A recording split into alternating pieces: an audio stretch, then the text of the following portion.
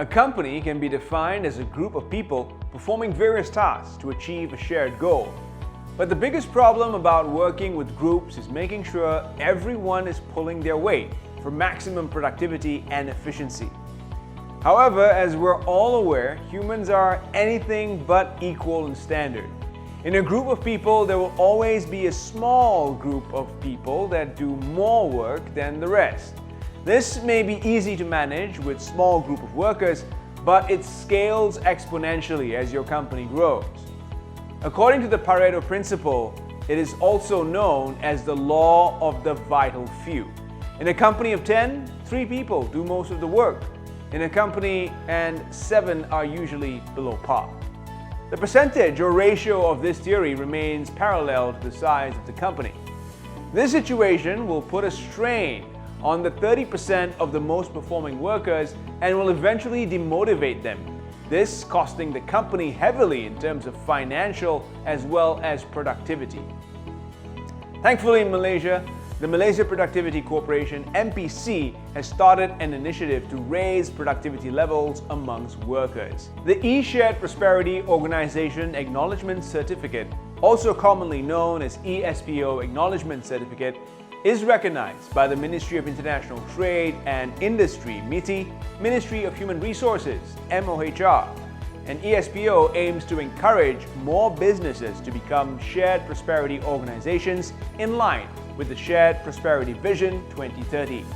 These acknowledgement certificates are issued to companies that have successfully implemented productivity-linked wage systems, a profit-sharing system that benefits both the employers and employees.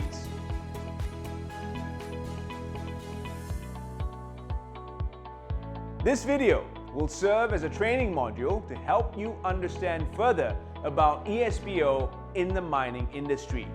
In this video, we aim to stimulate and expose companies to the existence of ESPO and to make it easier for the employers, employees, and the public to effectively obtain information regarding ESPO and PLW in terms of 1. The purpose and meaning of ESPO, 2. The benefits of ESPO, and 3. The components and elements of ESPO. Let us start with what exactly is ESPO. ESPO was launched on the 17th of December 2020 by Yang Berbahagia Datuk Sri Nur Azman Ayub, Deputy Secretary General, Ministry of International Trade and Industry. ESPO, or E-Shared Prosperity Organization, is an online platform that issues an electronic acknowledgement certificate to companies, organizations that have successfully implemented the Productivity-Linked Wage System, PLWS. PLWS helps bridge the gap between wages and aims to increase motivation and healthy competition amongst the workforce. It is planned in a manner that will benefit employees and employers, whether in the unionized or non-unionized sectors in Malaysia. So with so much emphasis on ESPO and its acknowledgement, let's run through the benefits of ESPO by breaking into 3 types of benefits: direct benefits, indirect benefits, and future benefits. The direct benefits of ESPO are, firstly, it allows flexibility in the compensation system, which means employers can compensate productive workers accordingly. Studies have indicated that companies that implement PLWS show an increase of 15% in productivity, 10% in profitability, and 10% in worker wages. PLWS also increases workers' engagement by letting workers decide their wage capacity, knowing it is tied to their productivity. The indirect benefits of the PLWS system are that prosperity is shared in a manner that is fairer compared to the mainstream wage system.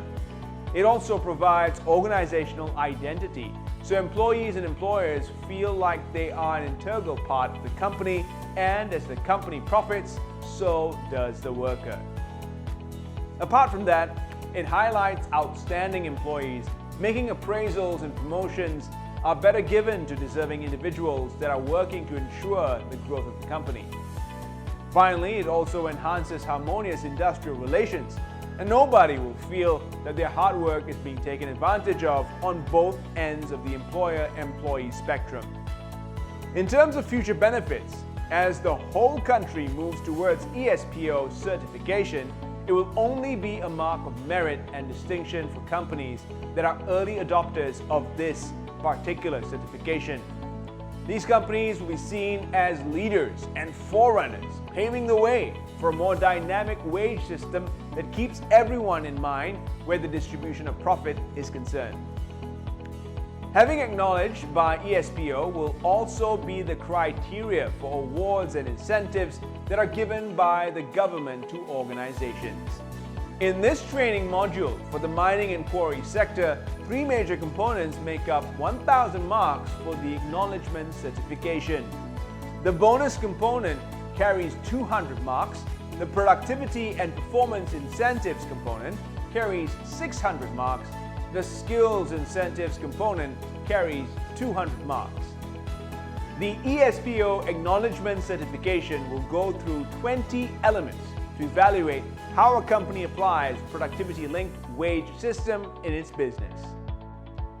The bonus components consist of questions about 6 elements that can be implemented by a company concerning workers' bonuses.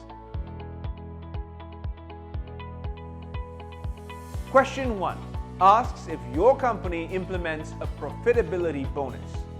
Generally, a profitability bonus refers to when a company sets aside a predetermined amount as a payout bonus on top of the worker's basic salary. If Cooper Mining Company generates 1.5 million ringgit in profit for the year, then 10% or 150,000 ringgit can be allocated for bonus payouts for that year. Table 1.1 shows the example of profit after tax. Employees are eligible for the half month of their basic salary as their annual bonus if Cooper Mining Company generated 1.5 million ringgit in profit for the year. As in Table 1.2, if Cooper Mining Company generated 5 million ringgit profit before tax, then the employees are eligible for 500 ringgit as their annual bonus. This question is to measure if an organization implements a company performance bonus as a form of additional compensation paid to an employee or department as a reward for achieving specific goals or targets. Table 2.1 shows that if the ROI achievement is more than 100%, then the employees are rewarded 1 month of their basic salary as a yearly bonus. And in Table 2.2, we have an example of a bonus paid based on business plan. If the company achieved their business plan target of 90%, employees will be rewarded 0.4 times their basic salary. Element 3 asks about the element of employee performance bonus. This is when an employee achieves excellent performance throughout a performance cycle. In Table 3.1, we see that an employee is paid an annual bonus based on their performance rating. For example, if an individual performance dips below 40% that year, he will not be entitled to an annual bonus. Whereas in Table 3.2, we see if an employee's performance rating is above target, then he or she will be entitled to up to 2.25 times the basic salary as an annual bonus. Question 4. The element evaluated is whether the company provides a bonus based on profitability and employee performance. This can be an additional compensation paid to an employee or department as a reward for achieving specific goals set prior by the company. Table 4.1 presents a profitability bonus based on the average performance. If the company's average performance falls under 80 to 90%, and the profit after tax is 10 million, a bonus of 1 month will be rewarded. The bonus payments will vary according to profitability and employee performance. The higher both those quotients are together, the higher will the bonus be. In Table 4.2, we see employee performance rating coupled with profit before tax. If the company's profit before tax is more than 12 million ringgit and employee performance rating is more than 80%, the employee will be rewarded 2.1 times his monthly basic as a bonus. The fifth question in this training module deals with a bonus based on company performance and employee performance. In Table 5.1, we see that if a mining company business plan is 85 to 100% and an employee score is 70 to 80%, then the employee will get a 1-month bonus. Whereas Table 5.2 shows an example that if the mining truck driver's performance manages to have 910 safe trips, then the truck driver will get 1.6 times his basic salary as a bonus. The last and sixth element of the bonus component asks if your company implements a share option. This is when a company gives employees an option to buy shares at a discounted or state fixed price. Here we see a call option made available to staff. For example, if the value of the stock price is 25 ringgit, the call option for the employees will be 3 ringgit. These bonus components are a great way to reward deserving employees and help retain your most skilled ones. With the first component done, we can move into the productivity or performance incentive component with 11 elements to consider. The first element in this component deals with whether a company provides a salary increment based on employee performance. Salary increment in this element is determined through achievements of merit points, performance level, percentage of base increment, and performance increment. For example, in Table 7.1, we can see that if an employee's performance score is in the 65 to 80% range, they get a performance rating of good. This makes their variable incentive payment to be 5%.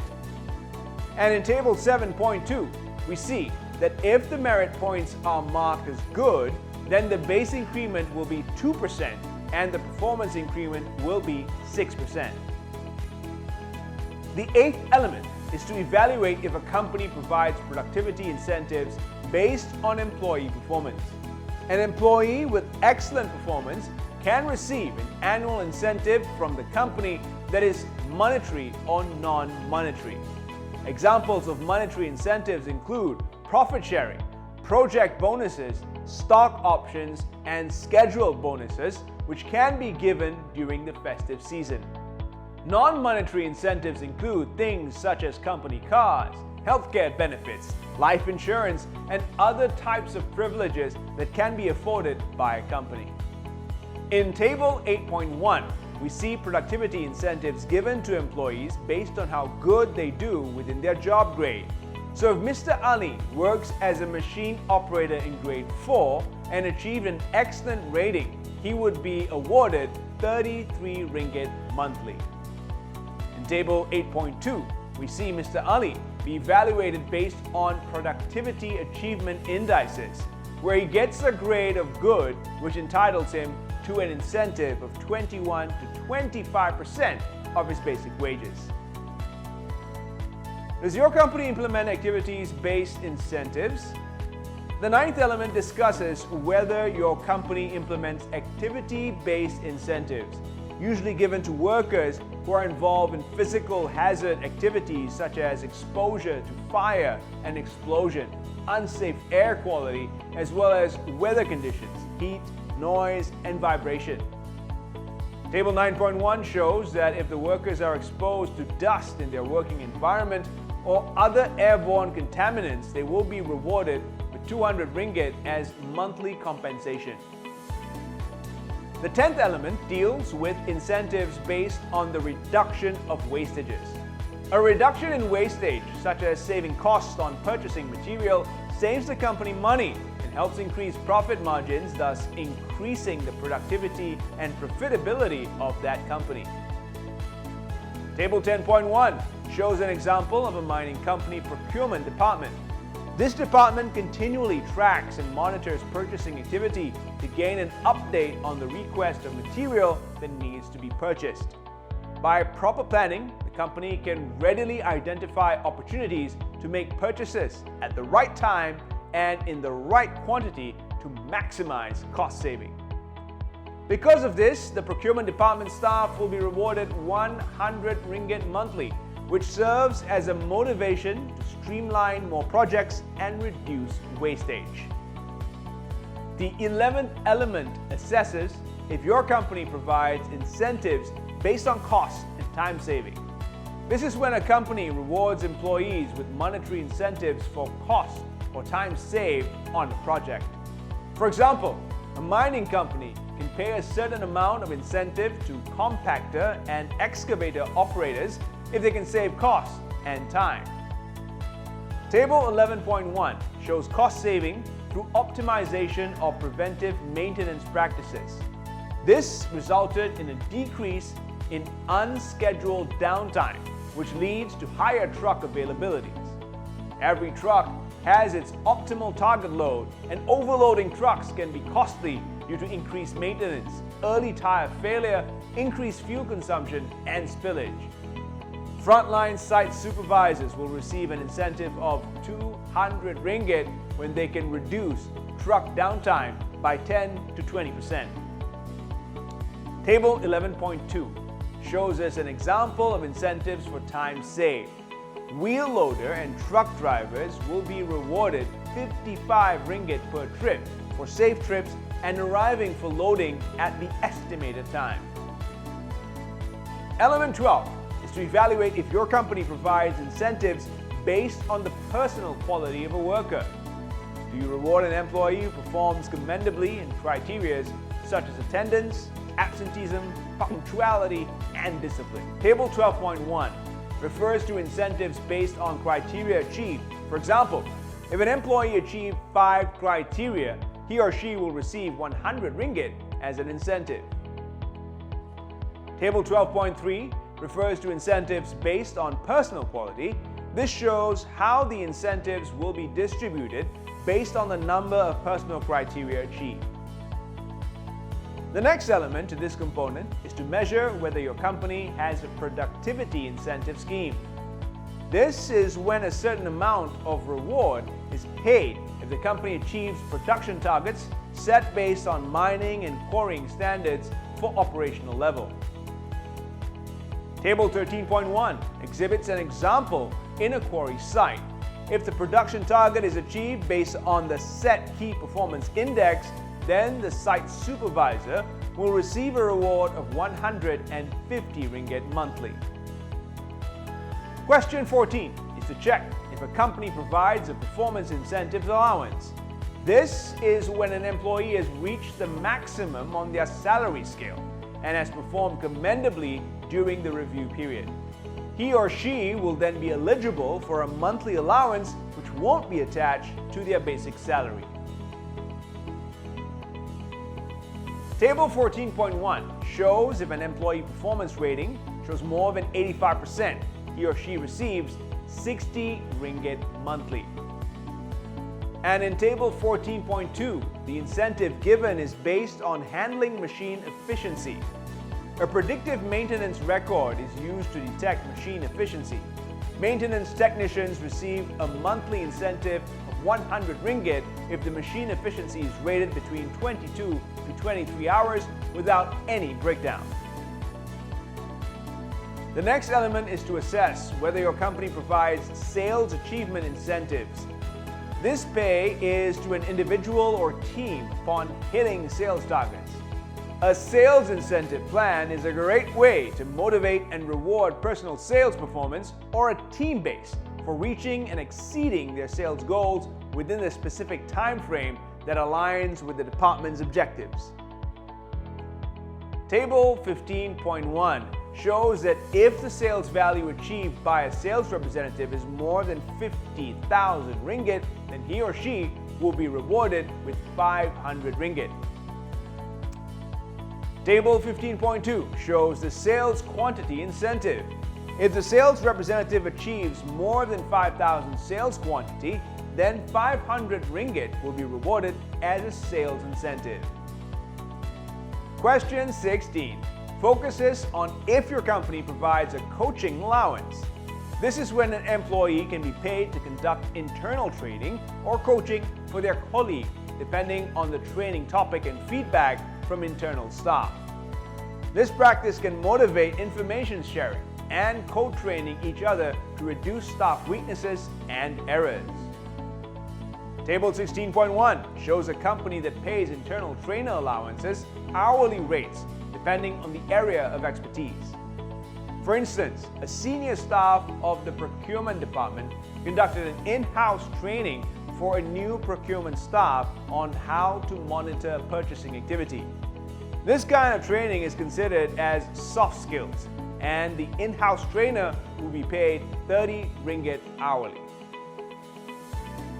The last element of this component is to measure if a company provides non-financial incentives, and these acknowledgements and recognitions from the company to the employees' excellence and loyalty make them feel appreciated by the company.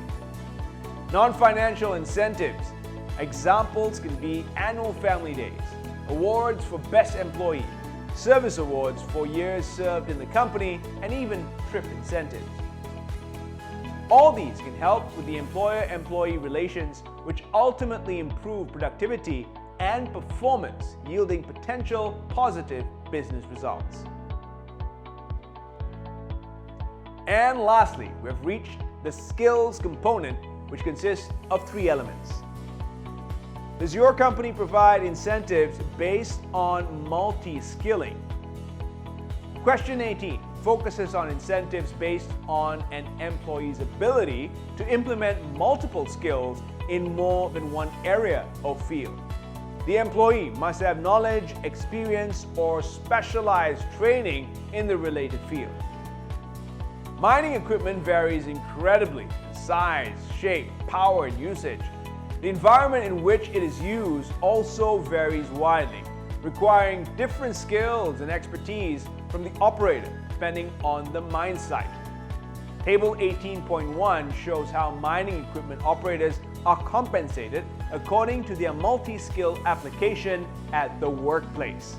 If a dump truck civil operator performs additional work as a road train driver, he will be rewarded 120 ringgit monthly. The second last element in the skill incentive component is to evaluate whether your company gives incentives based on multitasking. Multitasking refers to the ability of a worker to manage multiple responsibilities at once by focusing on a task while keeping track of other tasks simultaneously without reducing productivity. Table 19.1 shows that if a quarry operator with a main job scope of crushing does additional tasks such as drying, then he will be rewarded with 120 ringgit as a monthly incentive. This table, on the other hand, shows how the workers are rewarded with an additional 120 ringgit monthly for each additional number of tasks he or she can manage. The final element in this training module is to assess whether your company provides incentives based on certified skills. This is a reward given to an employee who has gone through formal training that can be applied in the workplace in terms of occupation, technology, or industry. Table 20.1 shows how a worker is incentivized based on his credential. Mr. Ali has been certified in extractive industries for mining administration surface extraction A, grade level 2. He then obtains his certification for level 3, and because of this, his company then rewards him with 100 ringgit monthly. This can help motivate workers to be more specialized and increase the quality of the workforce. That was the last element that we covered to help you through the ESPO acknowledgement certification process and for you to understand further on this initiative. With the guidance of this video, the Malaysia Productivity Corporation hopes to welcome more and more businesses that implement productivity-linked wage systems to register and be recognized by the government. This is all an effort to bring us closer to realizing the shared prosperity vision of 2030 with the noble objective to provide a decent standard of living to all Malaysians by 2030. What are you waiting for? Log on to www.mpc.gov.my/ESPO today to get acknowledged.